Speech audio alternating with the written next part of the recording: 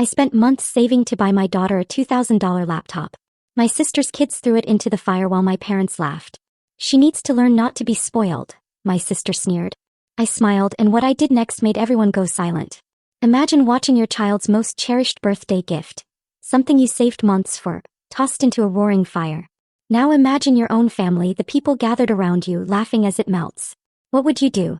Because that was my reality, and it led to a breaking point I never saw coming. Let me introduce myself. I'm Ethan, 28 years old, and I've built my life from the ground up. I'm not talking about some vague notion of hard work. No, I've been hustling since I was 16, taking every extra shift, meticulously saving every dollar, and forging a path I could genuinely be proud of. I owe no one, and I certainly don't accept charity. This matters because my family, despite my independence, often treats me like I'm still the same naive kid living under their roof. For a long time, I believed that maintaining a certain distance was the answer. Fewer obligatory family dinners, fewer forced smiles, fewer petty arguments about how I supposedly thought I was better than them now. I hoped that if I just focused on my own life, the rare moments we did gather would be tolerable, even enjoyable. Of course, that was naive. The true turning point, the one that shattered everything, occurred about 3 months ago. My daughter, Chloe, had just celebrated her 13th birthday. She's an incredible, bright, and somewhat reserved kid. Digital art is her entire world right now. I had been quietly stashing money away for months to buy her a high-end laptop for her special day. Not a toy, but a proper $2,000 machine capable of running all the advanced art software she yearned to use. She had no idea. I envisioned her face when she opened it, that huge, radiant smile, knowing she'd spend countless hours drawing, just as I used to spend all night gaming as a child. The challenge was that her birthday coincided with Easter this year, meaning the unavoidable chaotic family gathering at my parents' house. You know the type. A backyard egg hunt for the little ones, far too much beer for the adults, an excessive amount of food, and an even greater abundance of unsolicited opinions. I actually considered skipping it, just having a quiet weekend with Chloe. But she genuinely wanted to see her cousins, so I decided we'd endure it for a few hours and then make our escape before the inevitable drama erupted. This time, however, the drama didn't wait. We arrived early because I'd offered to help my mom set up tables outdoors. Chloe settled into the living room, quietly sketching in her notebook, while I lugged folding chairs from the garage. Everything was calm, perfectly normal, until my sister Sophia arrived with her 3 children. Now, I'll try to be diplomatic, but Sophia's kids are a force of nature. Rules are largely an abstract concept in their home, and Sophia has an infuriating habit of simply excusing their behavior with a dismissive, "Oh, they're just being kids." Within 10 minutes, they had fished Chloe's cherished sketchbook from her backpack and were scribbling over her intricate drawings with permanent markers. Chloe came running outside, tears welling in her eyes, and I could literally feel my blood pressure surge. I snatched the sketchbook back, told the kids to stop, and fully expected Sophia to intervene. Instead, she merely shrugged and said, "Relax, Ethan. It's just paper. She can draw more." A torrent of angry words threatened to spill out, but I swallowed them down. It was a big family day. No need to start a conflict. The rest of the afternoon was a slow, agonizing simmer. Sophia's children relentlessly pushed boundaries, running wild, toppling things, shouting and pelting each other with candy.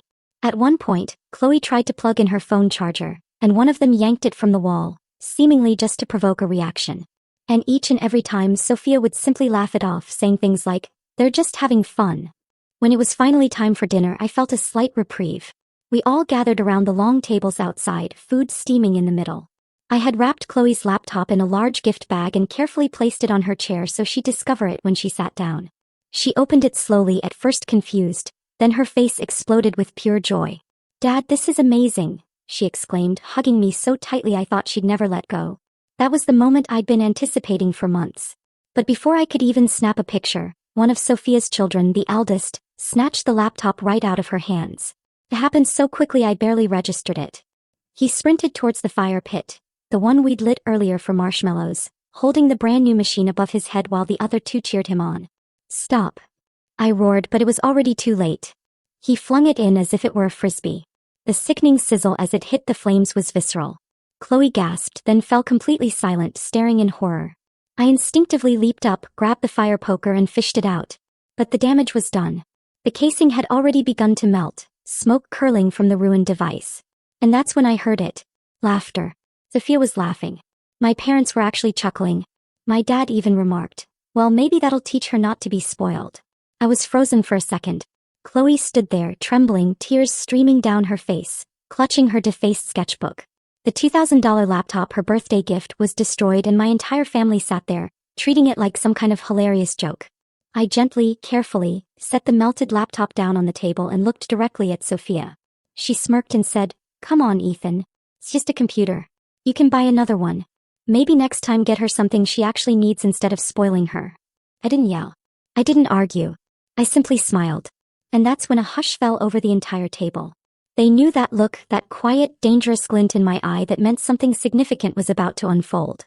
I held that unnerving half-smile, letting the silence hang heavy, before calmly retaking my seat beside Chloe. I put my arm around her and pulled her close. She didn't utter a word, just kept staring at the ruined laptop on the table. It wasn't just a piece of technology, you know. It contained hours of drawings she hadn't backed up yet, projects she'd been working on for weeks. Dinner carried on as if nothing had happened.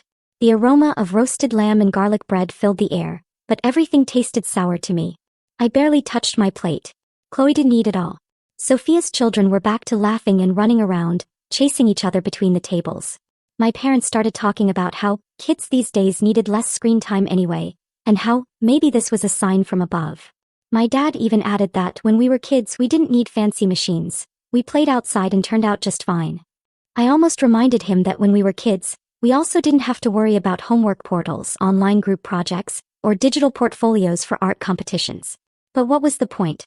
He wasn't interested in hearing me out. He was interested in moralizing. After dinner, I excused myself and walked Chloe to the car so she could have some quiet. She clutched her earlier scribbled-on sketchbook like a lifeline. "Do you want to go home?" I asked her gently. She hesitated, then shook her head. "I don't want to give them the satisfaction," she whispered. Man, she was tougher than I sometimes gave her credit for. I kissed the top of her head and told her to text me if she needed anything, then walked back inside. That's when things went from bad to worse. In the kitchen, Sophia and my mom stood by the counter, whispering and giggling. When I entered, they didn't even stop. They merely switched to that falsely sweet tone people adopt when they've been caught. "Oh, Ethan," my mom said. "Don't look so serious. You'll give yourself wrinkles. It was just a prank." "A prank," I repeated, keeping my voice level. Sophia crossed her arms and smirked. "You're acting like they burned down your house. It's just a laptop. If you didn't want them touching it, you should have waited until after dinner to give it to her. They're children, Ethan. Children get curious." "That wasn't curiosity," I said, feeling my jaw tighten. "That was malicious. And it's not the first time they've done something like this. Last Christmas they dumped juice all over Chloe's keyboard and you laughed then too." Sophia rolled her eyes. "You're always keeping score. Maybe if Chloe wasn't so uptight about her stuff, they wouldn't mess with it." "She's 13, I said. "She's allowed to care about her things. And I worked months of overtime to buy that laptop. It wasn't just a toy." Sophia shrugged, clearly done with the conversation. "Then buy another one. Problem solved." Before I could respond, my dad walked in with a beer and said, "Are we still on about this? You need to lighten up. They're only children." I glanced at the melted laptop still sitting on the counter and then back at him. "You'll think it's funny until someone throws one of your things in the fire." Dad took a swig of beer and said flatly, "Nothing I own is fragile enough to be ruined by a fire. I buy things that last." That was it. That was the absolute moment I knew. They weren't going to apologize. They weren't going to offer to replace it. They weren't even going to pretend to feel bad. The remainder of the night was a slow drip of disrespect.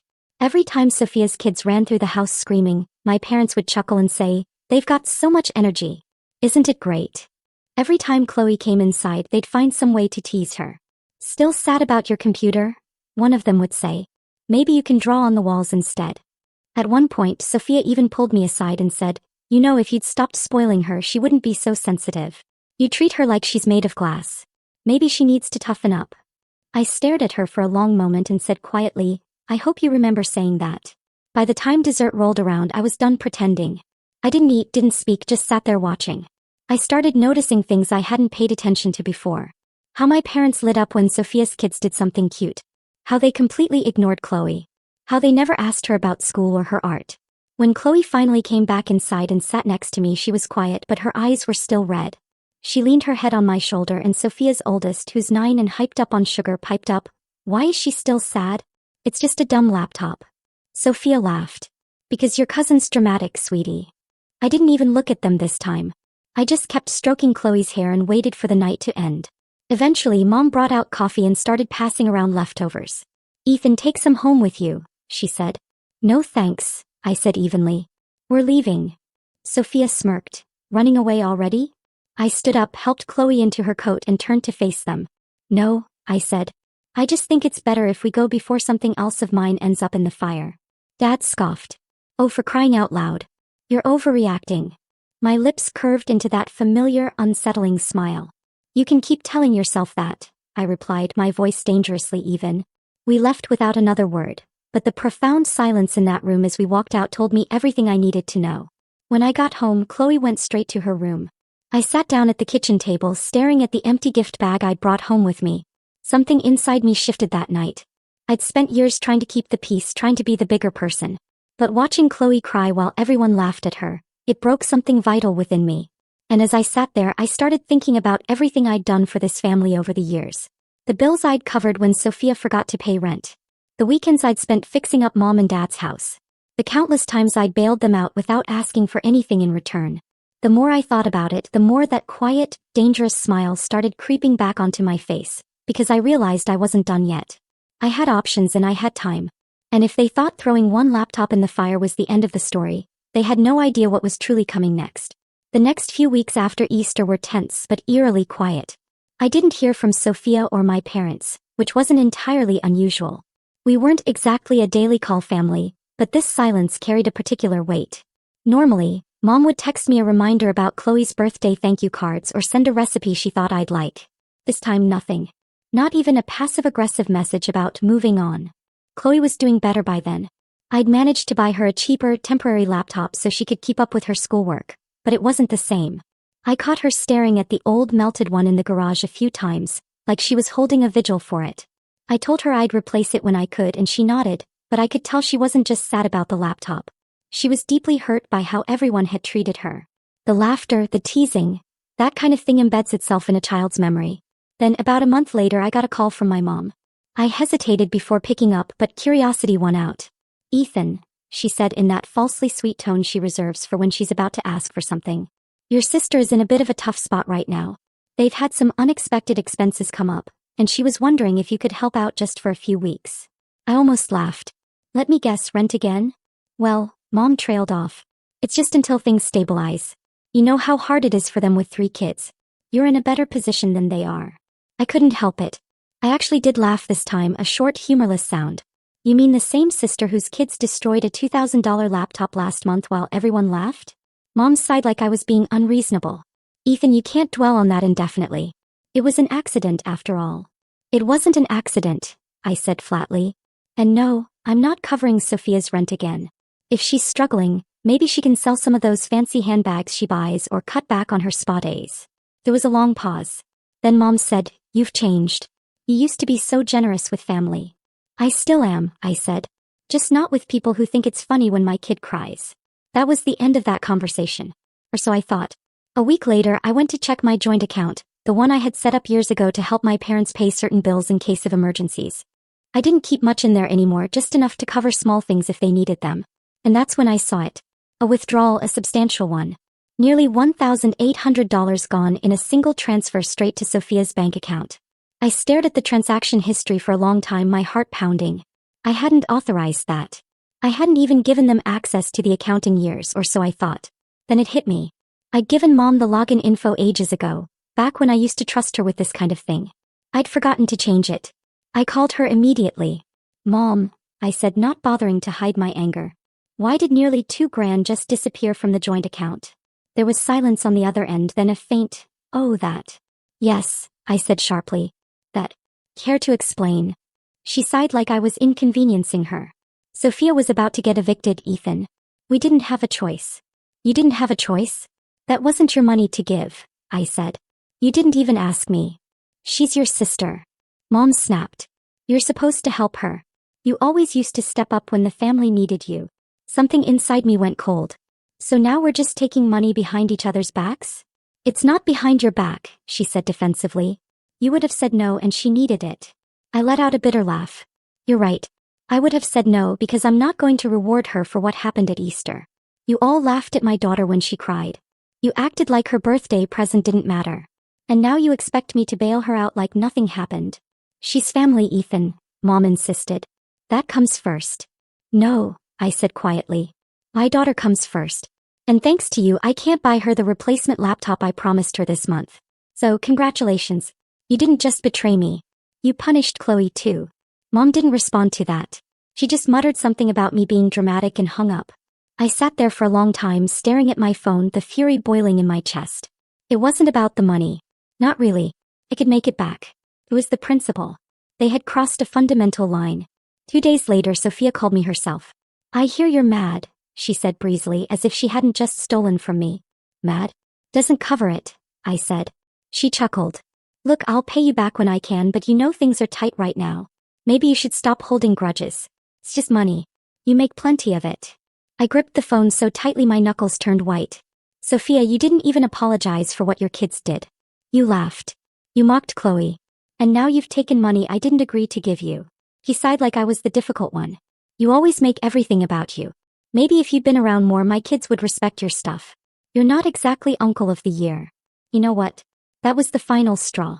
You're right, I said, my voice calm. Too calm. I'm not uncle of the year. And you're about to find out what that means. I hung up before she could respond. I didn't yell. I didn't throw anything. I just sat there in the sudden quiet of my kitchen, the same chilling smile from Easter Sunday gracing my lips. This wasn't just about a laptop anymore. This was about respect. This was about teaching them a lesson they wouldn't soon forget. And if they thought taking my money was going to make me roll over and play nice, they were about to learn just how wrong they were. After that phone call, something in me went still. Not calm, just profoundly still, like the air right before a storm breaks. For days I moved around in a haze. I'd go to work, come home, make dinner for Chloe, and sit at the table with her, forcing myself to smile and ask about her day. She deserved that. She deserved a dad who was present. But the entire time my mind was elsewhere, replaying the same conversations over and over like a broken record. You always used to step up when the family needed you. You're not exactly uncle of the year. The words stuck like thorns. That weekend I drove out to the park with Chloe just to get out of the house. We sat on a bench by the lake watching the ducks. She was sketching in her battered notebook, flipping past the pages that had been ruined at Easter. She'd salvaged what she could. Some of the drawings were half erased with angry scribbles layered over them like scars on paper. Dad, she asked after a while, not looking up. Why do they hate me? Felt like someone punched me in the chest. They don't hate you, kiddo, I said quickly. She finally glanced up at me, her face serious. They laughed when I cried. Grandma laughed. Grandpa laughed. And Sophia said I was dramatic. That's not what people do if they care about you. I swallowed hard. You're right. They should have cared more. And I'm sorry you had to go through that. She closed her notebook and hugged it to her chest. I don't want to go to Grandma's house anymore. You don't have to, I said immediately.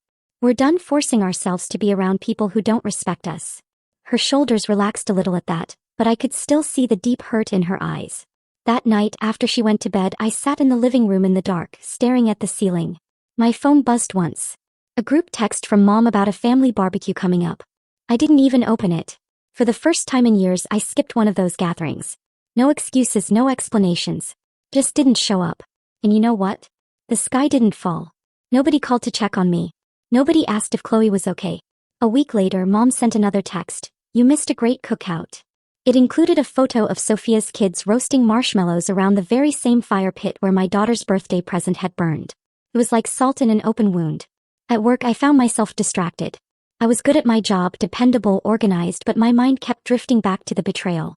I'd find myself staring at spreadsheets, thinking about that $1,800 that had been yanked out of my account without permission, thinking about how easy it had been for them to laugh at Chloe's pain, and then turn around and use my hard-earned money to cover Sophia's bills.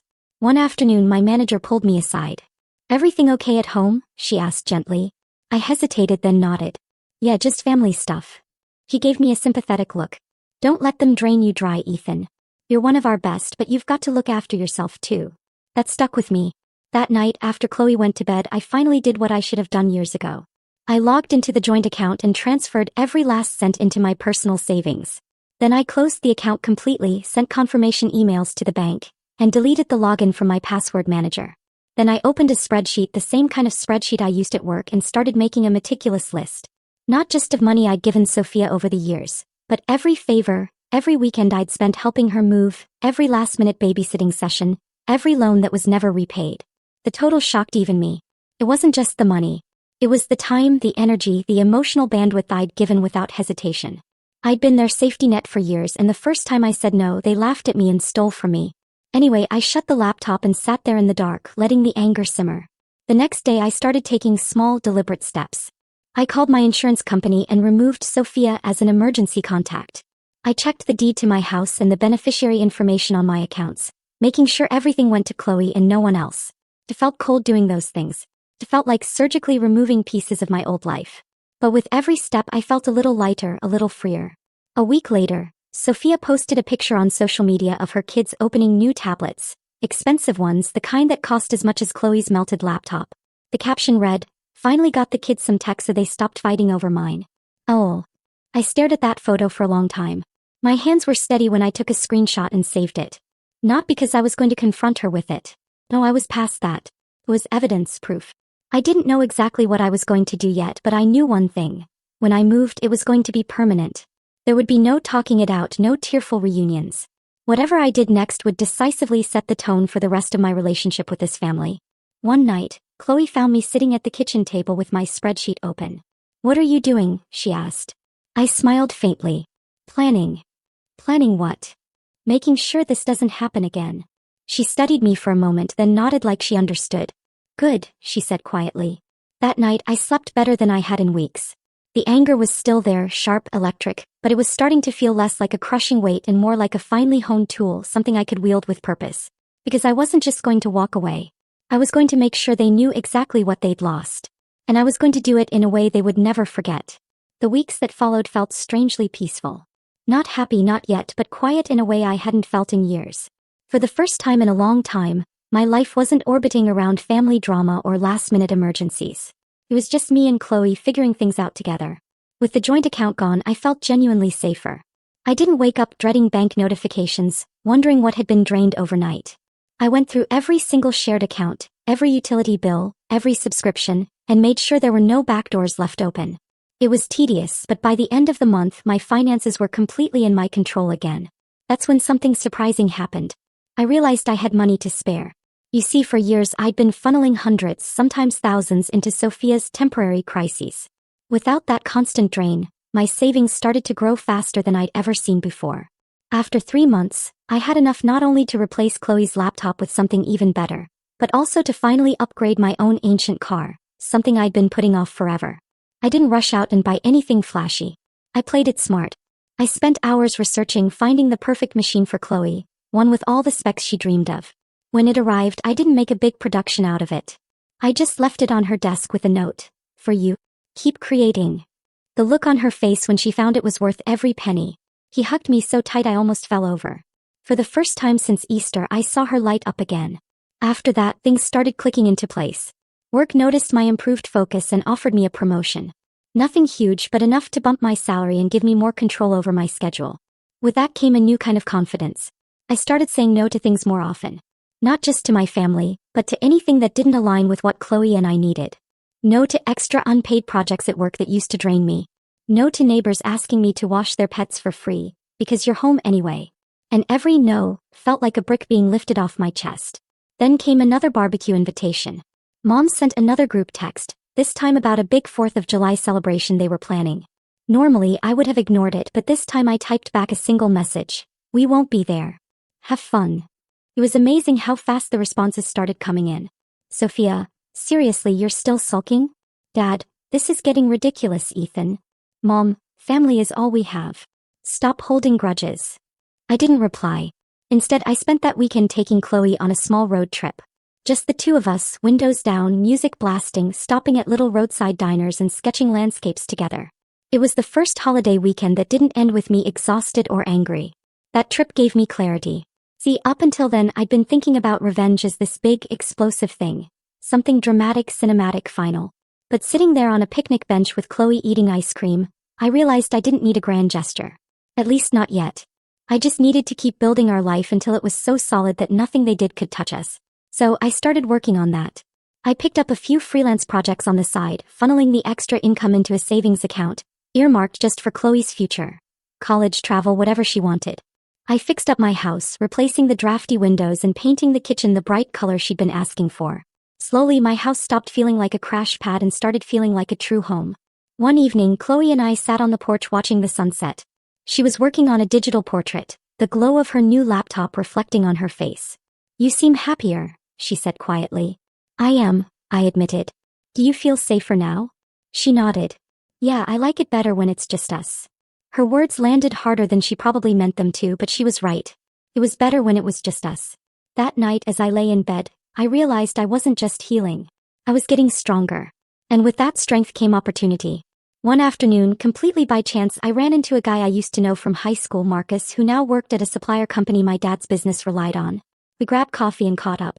And somewhere in the middle of the conversation, he let it slip that Sophia and my dad had been having trouble keeping their accounts current with vendors. "Honestly," he said, stirring his coffee, "if they miss one more payment, we might have to drop them as a client." "But hey, that's none of your business, right?" He laughed. I smiled faintly. Right, none of my business. But in the back of my mind, gears started turning because maybe it was my business. Maybe I didn't need to storm into family gatherings and scream about what happened. Maybe I didn't need to demand apologies that would never come. Maybe the best revenge wasn't loud. Maybe it was quiet, strategic, methodical. Maybe it was letting them feel what I felt. Powerless. That night, I pulled out my spreadsheet again. This time, instead of just cataloging what I'd lost, I started adding notes. Contacts I had in the industry, opportunities no one knew about that I hadn't shared with Dad's business, ways I could leverage what I knew to change the game entirely. For the first time, I wasn't just stewing over what had happened. I was thinking ahead. Chloe peeked over my shoulder. "What are you working on?" I closed the laptop gently. "Just making sure we're ready for the next chapter." She smiled and went back to her room, humming. And I sat there in the quiet, a familiar, purposeful smile spread across my face. Not the bitter smirk of defiance from before, but a sharp, focused expression of intent. I wasn't at rock bottom anymore. I was climbing, and when I reached the top, they were going to see just how far I'd come. Over the next several months, things began to shift in ways that felt almost too perfectly timed, like the universe was nudging me towards something bigger. At work, my promotion officially kicked in. And with it came access to certain industry contacts and resources that I hadn't had before. I wasn't just an employee anymore. I was the point person for a major supplier contract. That meant I was suddenly sitting in meetings with people who handled the same accounts my dad's business relied on. I didn't say anything about it to my family. I didn't need to. I just listened quietly, absorbing information. And what I learned painted a very clear picture. Dad's business was skating on thin ice. The industry was shifting. Contracts were becoming more competitive, and they had been barely keeping up with orders. They'd already missed 2 shipments that quarter, something I wouldn't have known if I wasn't in those meetings. I didn't intervene. I didn't warn them. Instead, I went home and opened that spreadsheet again, adding more notes, more connections, more leverage. I was building a web not to trap myself in their drama again, but to make sure that when I moved, I had the power to make it count.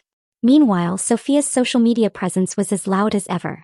Pictures of self-care days at spas, weekend getaways with her husband, expensive brunches with her friends, all while I knew from that bank transfer incident that they'd been a breath away from eviction not too long ago. One post in particular caught my eye. A picture of her kids holding new puppies, grinning ear to ear. "Welcome to the family, Daisy and Max," the caption read, announcing 2 purebred dogs. I stared at that post for a long time before screenshotting it. Not because I cared about her buying dogs. She could spend her money however she wanted. But because it was another piece of the puzzle. Another example of how they always seemed to have money for luxuries, but came crying to me whenever the rent was due. Then came the breaking point. Mom called one evening while Chloe and I were watching a movie. I almost let it go to voicemail, but something told me to pick up. "Ethan," she said without even a hello. "We need your help again. Sophia's car broke down and she needs a loaner until they can get a new one. Can Chloe stay with you this weekend so we can drive them around?" I muted the TV. "Mom, I always have Chloe. She lives with me." Mom huffed. "You know what I mean. Can you drive them? They can't afford to rent a car right now." I almost laughed. "You're asking me to chauffeur Sophia and her kids around all weekend after everything that happened?" "It's what family does," Mom said, her voice sharp.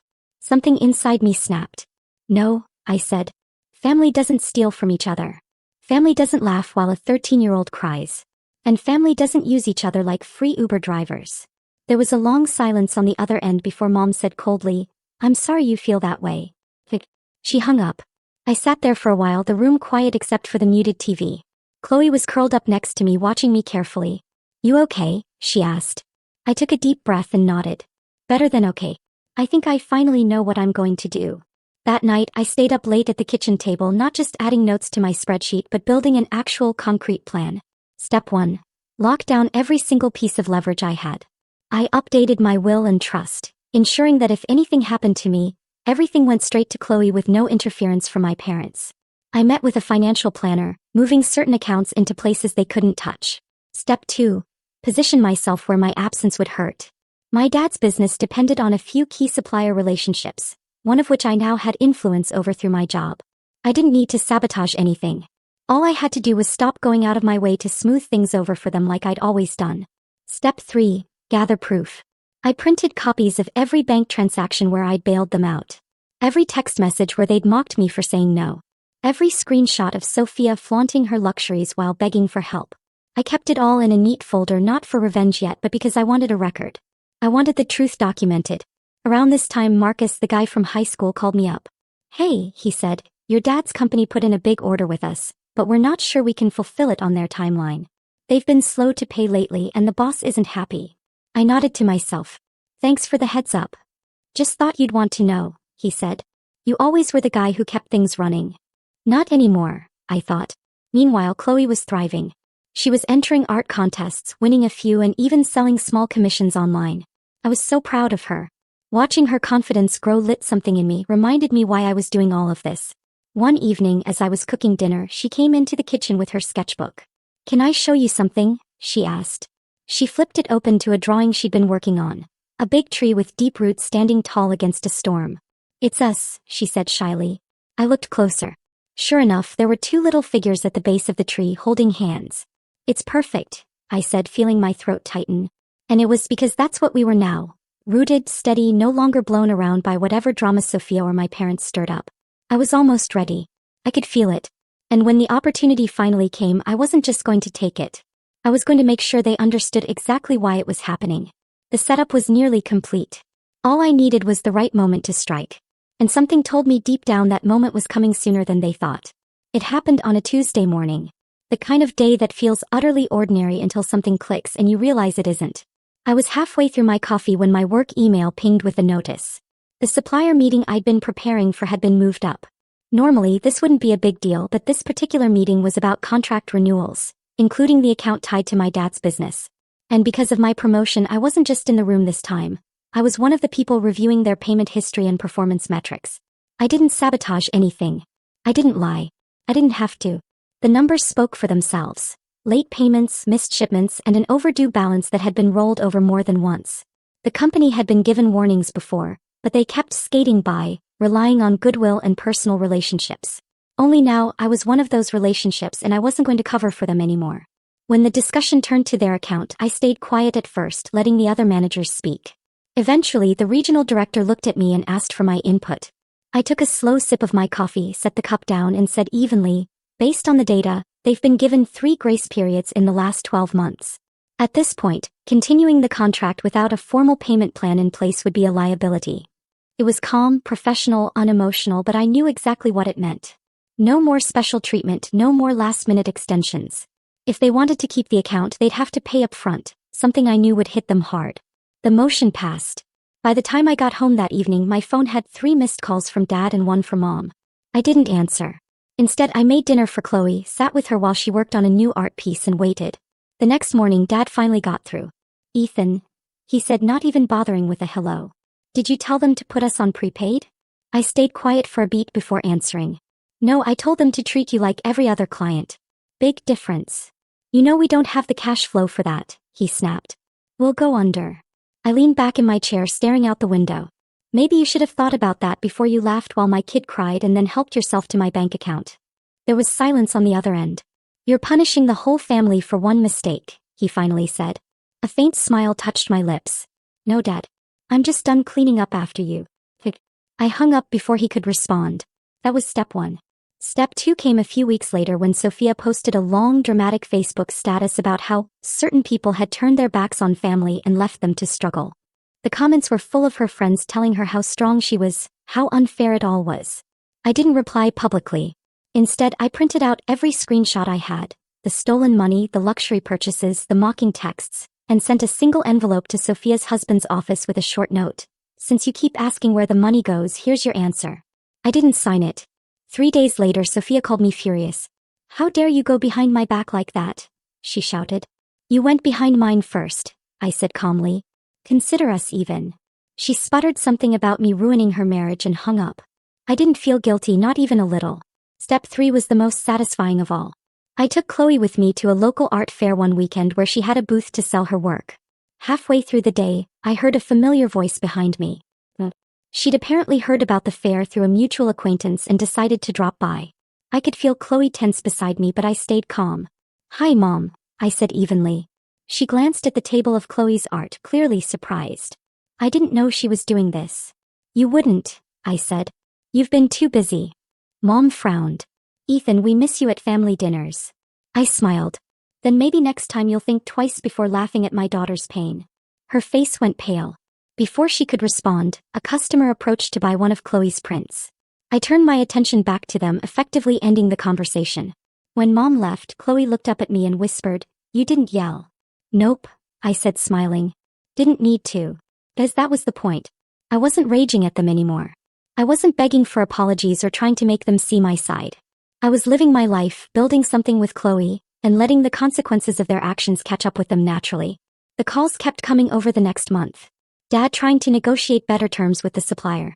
Mom trying to get me to be reasonable. Sophia leaving me voicemails alternating between rage and tears. I didn't block them. I didn't engage. I just let them sit with the silence. And the longer they sat with it, the more desperate they seemed to get. One evening, Chloe and I were having dinner when I got a text from Dad. We're selling the house. Hope you're happy.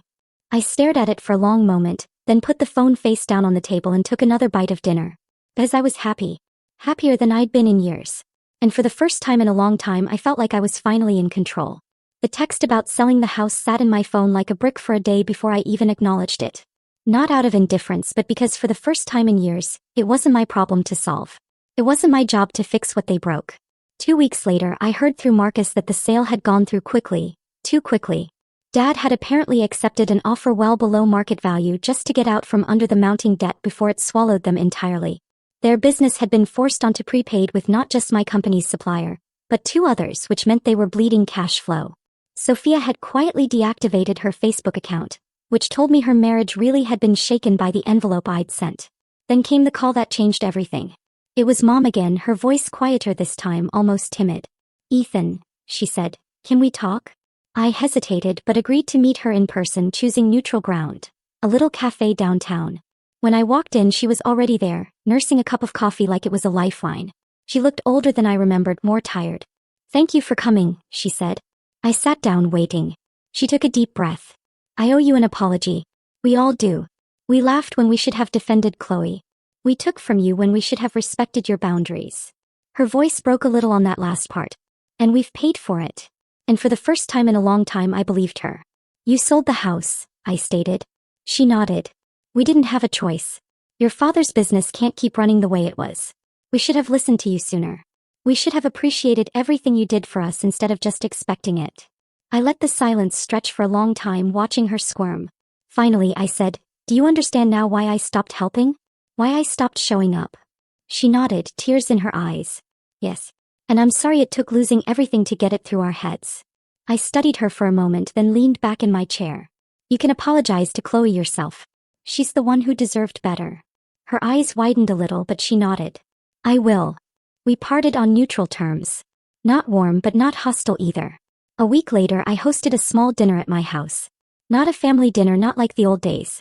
Just me, Chloe, and a couple of close friends. It was the first time my house felt truly alive, full of laughter that wasn't forced or cruel. Halfway through the evening, there was a knock at the door. Sophia. I almost didn't open it, but Chloe glanced at me, curious, and I figured it was time to finish this. Sophia stood there on the porch, looking small. Not angry, not defiant, just utterly exhausted.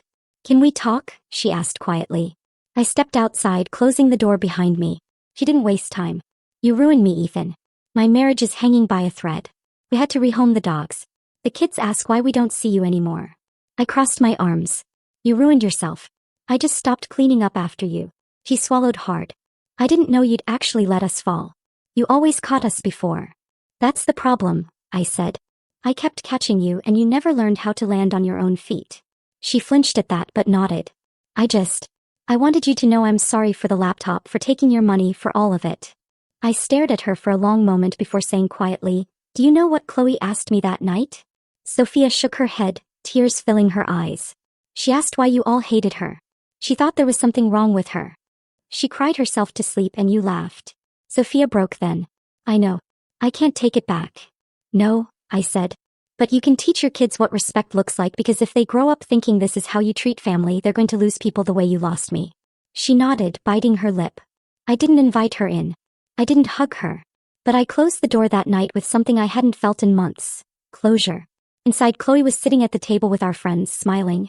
When she saw me, she asked, everything okay? I smiled, a real smile this time, and nodded. Yeah, kiddo. Everything's okay. Dinner that night felt like a celebration, not just of the end of a chapter but the start of something truly new. Weeks passed and the calls from my parents slowed to a trickle. They never tried to guilt me again. Sophia stayed quiet too. And I realized I'd gotten exactly what I wanted. Not revenge for revenge's sake, but a life where Chloe and I were no longer the punchline to someone else's joke. The final quiet moment came one evening when Chloe brought me a new drawing. It was of that same big tree she'd sketched months before. Only now the storm had passed. Sunlight filtered through the leaves, and the two little figures at the bottom were smiling. Looks like we made it through, she said simply. I framed it and hung it in the living room, right where the melted laptop used to sit before I'd thrown it away. As we had made it through. And the next time my family tried to call, to complain, to pull me back into their chaos, I didn't answer. Not out of anger but out of peace. Because for the first time in years I was exactly where I needed to be, with the only person who truly mattered, building a life that no one could burn down again. What an incredible journey, right? I'd love to hear your take. If you were in my shoes, how would you have handled this whole family dynamic? Drop your thoughts in the comments below. I'm genuinely eager to know what you think.